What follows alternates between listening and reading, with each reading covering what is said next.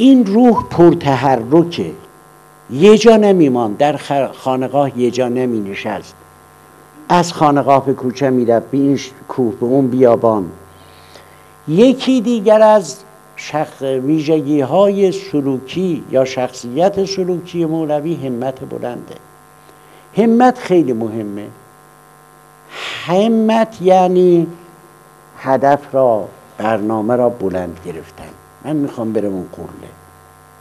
این همت در مولوی هست. قانع نیست، بی خود شده ام لکن بی خودتر از این خواهم. با چشم تو میگویم من مست چنین خواهم.